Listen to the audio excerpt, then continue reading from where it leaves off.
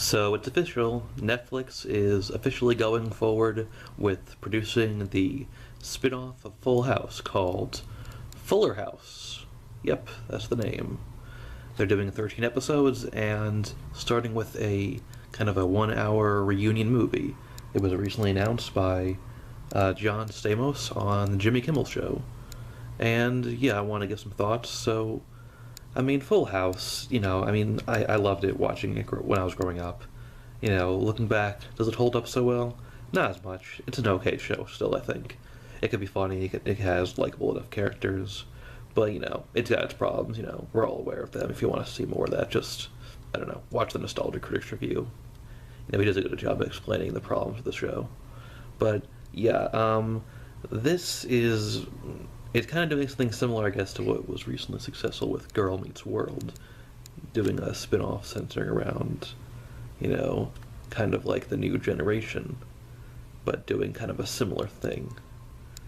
The thing with Girl Meets World, though, is that if I like the show a lot, but if I do have my problems with it, it's that it's at times kind of doesn't try enough to kind of be its own thing.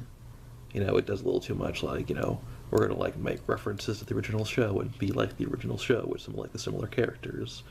Like with Riley having, like, kind of a rebellious best friend, who comes from, like, a, problematic home, basically just like a female version of Sean. And this show, it's kind of doing something very similar, but even more so, where it's like, DJ is recently widowed. She's got 2 boys, with another on the way. She's pregnant. And her oldest boy is named JD. That's really his name. And then we got Stephanie and Kimmy, her, lifelong wacky best friend, moving in with her to help raise the kids. And then Kimmy is bringing her own daughter, who I'm assuming is just going to be like the Kimmy Gibbler of the show.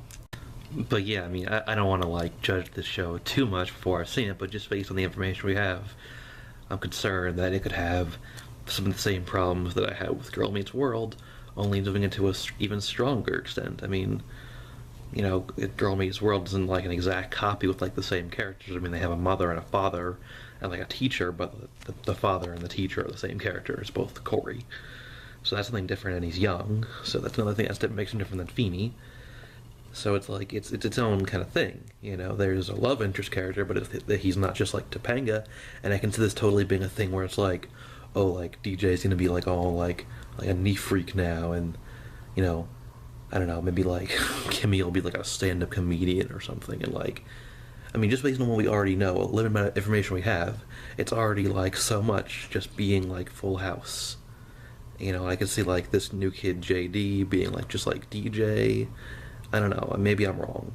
And like I said, I don't want to judge it too much before I see it, but it's just, like, I don't know, it sounds like it's just all kind of a little bit silly, and, maybe it could be enjoyable. It's definitely possible it could be an enjoyable enough show, but, like Full House was entertaining enough, likable enough characters, good jokes, but it also kind of could have that problem.